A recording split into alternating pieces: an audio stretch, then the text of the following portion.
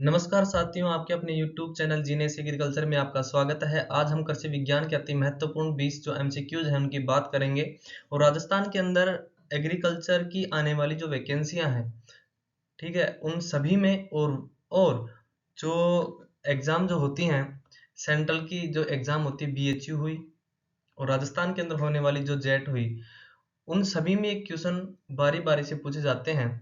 और ये जो वीडियो है वो वेरी इंपॉर्टेंट होने वाला है और जेट के जो स्टूडेंट हैं जो अभी जेट की जो तैयारी करेंगे उन सभी के लिए अति महत्वपूर्ण ये वीडियो होने वाला है। और इस वीडियो को स्किप करना ना भूलें। तो हम 20 एमसीक्यूज में जो पहला एमसीक्यूज का जो प्रश्न है उसकी हम बात करेंगे और ये जो क्लास है उस क्लास को देखना बिल्कुल भी ना भूलें। जेट स्टूडेंट के लिए वेरी वेरी इंपॉर्टेंट क्लास होने वाली है। तो हम पहले प्रश्न की इस 20 एमसीक्यूज में फर्स्ट जो क्वेश्चन पूछा गया है उसकी हम बात करेंगे। प्रताप C50 किस्म जो है, जेट 2018 में क्वेश्चन पूछा गया था कि प्रताप C50 किस्म किसकी है। तो ये सीधा सीधा आंसर याद रखना, तिल की वेरी वेरी इंपॉर्टेंट किस्म मानी जाती है प्रताप C50। मूंगफली एराकिस हाइपोजिया इसका वैज्ञानिक नाम होता है मूंगफली का। मूंग का यदि आपको याद होगा विग्ना विग्ना रेडिएटा इसका वैज्ञानिक नाम है मूंग का। मूंग का यदि विग्ना रेडिएटा है तो तिल का सिसिमम इंडिकम है। धान का ओराइजा सेटाइवा इसका वैज्ञानिक नाम माना जाता है। बात करें तिल की, तिल इसका उत्पत्ति स्थान की बात करें तिल का तो अफ्रीका माना जाता है। याद करने की बात करूं, बाजरा हो, जवार हो, चंवला हो, अरहर हो, अरंडी, तिल, तारामीरा और भिंडी, इन सभी का उत्पत्ति स्थान अफ्रीका माना जाता है। दोबारा मैं एक बार रिपीट कर रहा हूं, बाजरा, जवार, चंवला, अरहर, अरंडी, तिल, तारामीरा और भिंडी, इनका उत्पत्ति स्थान क्या माना जाता है? अफ्रीका माना जाता है। ठीक है। नेक्स्ट क्वेश्चन की बात करेंगे, सूरजमुखी के बीजों में तेल की प्रतिशत मात्रा पाई जाती है। तो सूरजमुखी के बीजों में तेल की प्रतिशत मात्रा कितनी पाई जाती है? 45 से 50% पाई जाती है। और सूरजमुखी का उत्पत्ति स्थान की बात करें तो सूरजमुखी का उत्पत्ति स्थान कौन सा है? मध्य अमेरिका या मैक्सिको इसका उत्पत्ति स्थान माना जाता है। फिर मैं बात कर रहा हूं, सूरजमुखी के बीजों में तेल की कितनी प्रतिशत मात्रा पाई जाती है? 45 से 50 पाई जाती है। जेट 2018 में क्वेश्चन सीधा राजस्थान में पूछा गया था। और सूरजमुखी का यदि उत्पत्ति स्थान की बात करें तो कौन सा है? मध्य अमेरिका या मैक्सिको। मध्य अमेरिका कह दो चाहे मैक्सिको कह दो, बात एक ही है। तो सूरजमुखी में सूरजमुखी का उत्पत्ति स्थान की बात करें तो मध्य अमेरिका मैक्सिको माना जाता है। तीसरा जो क्वेश्चन है, सोयाबीन का उत्पत्ति स्थल बताइए। जेट 2017 में क्वेश्चन पूछा था। आपको ये चित्र जो दिख रहा होगा, ये फोटो, ये सोयाबीन के बीजों की है। ठीक है। तो ये सोयाबीन सोयाबीन का उत्पत्ति स्थान की बात करें तो सोयाबीन का उत्पत्ति स्थान जेट 2017 में पूछा गया था। चीन आया था, भारत था, अफ्रीका, दक्षिणी अमेरिका, ये ऑप्शन में थे। और जो राइट आंसर होगा इसका ए, इसका राइट आंसर होगा चीन, इसका राइट आंसर है। सोयाबीन का उत्पत्ति स्थान क्या है? चीन। नेक्स्ट चौथा जो प्रश्न है, डैश डैश डैश का वैज्ञानिक नाम, मतलब कार्थेमस टिंटोरियम है। जेट 2017 में क्वेश्चन पूछा गया था। और ये जो फोटो है, ये कार्थेमस जो टिंटोरियम है उस प्लांट की ये फोटो है। और कार्थेमस टिंटोरियम जो ऑप्शन में था, तिल था, तारामीरा, सूरजमुखी, कुसुम था। तिल का आप जानते हैं सिसिमम इंडिकमम होता है। तारामीरा इरुका सेटाइवा, सूरजमुखी हेलियंथस एनवस होता है। कुसुम का कार्थेमस टिंटोरियम, डी इसका राइट आंसर होगा। नेक्स्ट क्वेश्चन की बात करेंगे, अरंडी कस्टर्ड बीन प्लांट का वनस्पति नाम क्या होगा? जेट 2017 में क्वेश्चन पूछा गया था।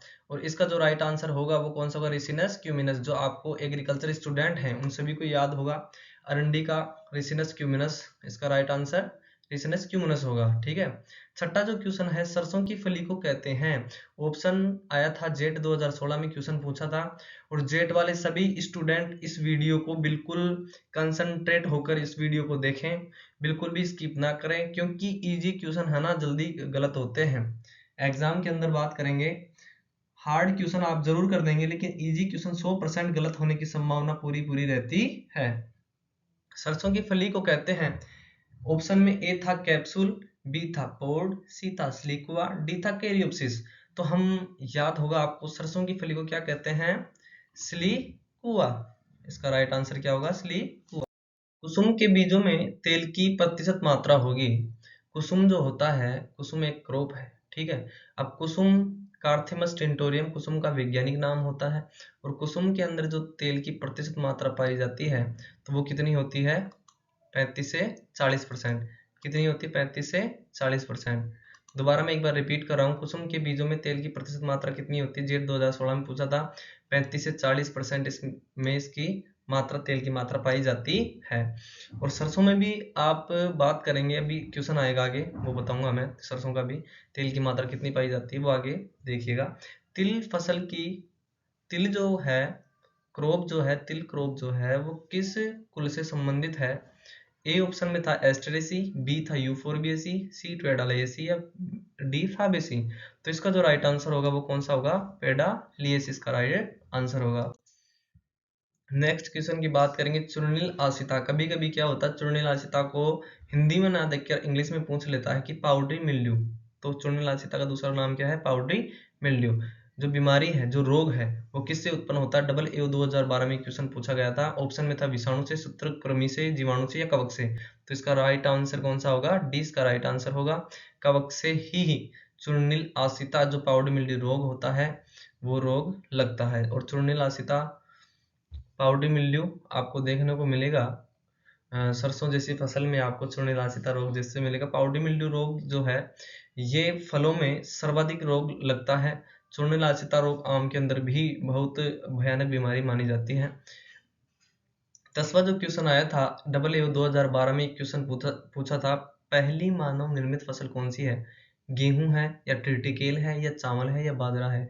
तो भैया ध्यान रखना स्टूडेंट्स, मेरे प्रिय स्टूडेंट्स, इसके अंदर जो राइट आंसर होगा वो बी होगा। Triticale is very correct answer होगा। पहली मानव निर्मित फसल कौन सी है? ट्रिटिकेल। जो गेहूं और राई के संकरण से मिलाकर जो फसल तैयार की गई उसका नाम है ट्रिटिकेल।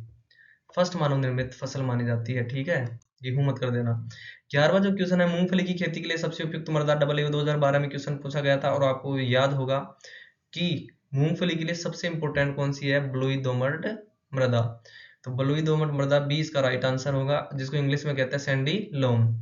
नेक्स्ट क्वेश्चन की बात करेंगे, 12वां जो क्वेश्चन है, भारत की मुख्य तिलहनी फसल है। डबल ए 2012 में क्वेश्चन पूछा गया था, भारत की मुख्य तिलहनी फसल कौन सी होगी? मूंगफली होगी या अरंडी होगी या तिल होगी या राया या सरसों होगी? तो आपको याद है ये प्रश्न, ये मूंगफली इसका राइट आंसर होगा। भारत की मुख्य तिलहनी फसल मूंगफली है।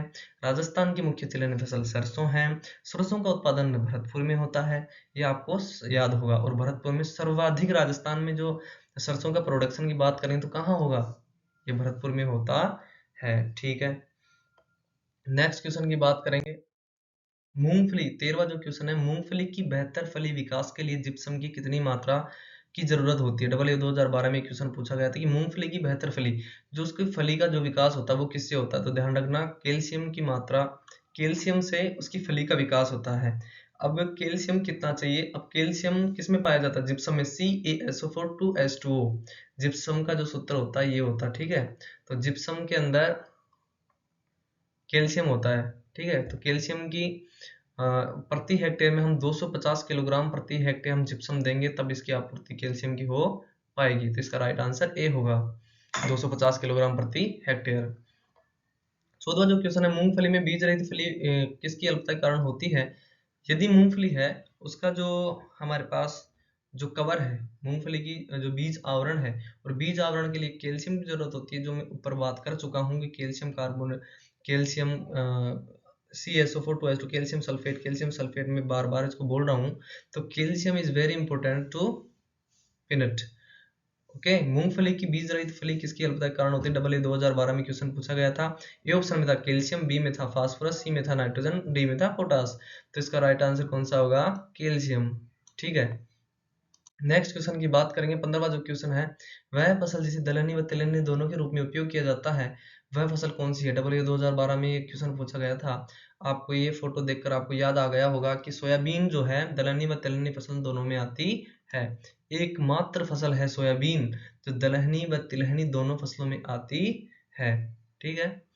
और सोयाबीन जो है, सोयाबीन एक ऐसी फसल है जिससे सोया दूध तैयार किया जाता है। लगभग 6 से 7 किलोग्राम दूध 1 किलोग्राम सोयाबीन से तैयार किया जाता है। व 1 किलोग्राम से 200 ग्राम की समथिंग इसमें क्या निकाली जाती है? इसमें पनीर तैयार की जाती है। किससे? सोयाबीन से, ठीक है।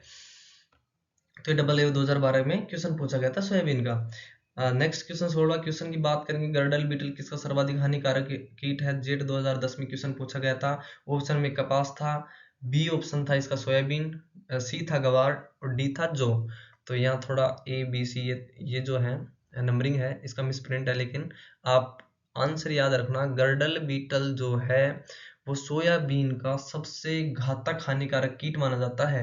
दोबारा मैं इसको बार रिपीट कर रहा हूँ क्योंकि क्वेश्चन कहीं भी पूछ सकता है, चाहे जेट हो, ICR हो, BHU हो, डब्ल्यू हो, कोई सी भी एग्रीकल्चर की जो जितनी भी एग्जाम लगेंगी या लगती हैं उनमें कभी भी ये क्वेश्चन पुटअप हो सकता है कि गर्डल बीटल किसका सर्वाधिक हानिकारक कीट है। तो किसका कीट है? सर्वाधिक हानिकारक कीट किसका है? सोयाबीन का। नेक्स्ट क्वेश्चन की बात करेंगे। अंतिम रेशा निकालने के लिए अलसी के डंठल के उपचार को कहा जाता है? जेट 2010 में पूछा गया था। क्या तोड़ना कहते हैं, शक्कर निकालना कहते हैं, या सड़ाना कहते हैं, छीलना कहते हैं? तो आपको याद होगा इसका राइट आंसर सी होगा, सड़ाना ही। जो अलसी होता है लाइसियम यूजिटेटिसम, इसकी अंतिम रेशा निकालने की क्रिया होती है। 18वां जो क्वेश्चन है, 100 किलोग्राम सरसों से कितना तेल प्राप्त होता है? ये क्वेश्चन जेट 2009 में एक प्रश्न पूछा गया था। ए में था 25 किलो, बी में था 16 किलो, सी में था 33 किलो, डी में था 53 किलो। तो इसका जो करेक्ट आंसर होगा 33 से 35%। 100 किलो से हम कितना तेल निकालेंगे? 33 किलोग्राम। कितना निकालेंगे? 33 किलोग्राम। ठीक है, नेक्स्ट क्वेश्चन की बात करेंगे। 19वां जो क्वेश्चन है, सोयाबीन की अधिक उपज देने वाली कौन सी किस्म राजस्थान के सबसे बड़े क्षेत्र में उगाई जाती है?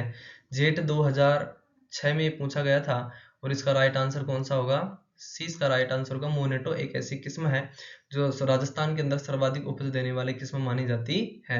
नेक्स्ट क्वेश्चन की बात करेंगे। लास्ट MCQs का हमारी जो आज क्लास है उस क्लास का लास्ट जो क्वेश्चन है 20वां जो क्वेश्चन है, सोयाबीन के बीजों में प्रोटीन की कितनी प्रतिशत मात्रा पाई जाती है? तो आपको याद रखने की जरूरत है इसको बार बार कि सोयाबीन में 18 से 20% तो तेल की वसा की मात्रा पाई जाती है, लेकिन 35 से 40% लगभग 35 से 40% इसमें क्या पाई जाती है? प्रोटीन की मात्रा पाई जाती है। तो सोयाबीन जो प्रोटीन की जिनमें कमी है, जिनमें मानव में प्रोटीन की यदि कमी है तो उसको सोयाबीन लेना चाहिए, सोयाबीन खानी चाहिए। ठीक है, तो इसके अंदर क्या पूछा है? प्रोटीन की मात्रा पूछी है तो कितनी आएगी? 36 से 40%। ठीक है, इसका राइट आंसर होगा। आज के MCQs यहीं समाप्त होते हैं। जय हिंद, जय भारत। और इस क्लास को जो वीडियो है इसको बिल्कुल भी स्किप ना करें, शुरू से लास्ट तक देखने का इसको आप इसको जरूर देखें।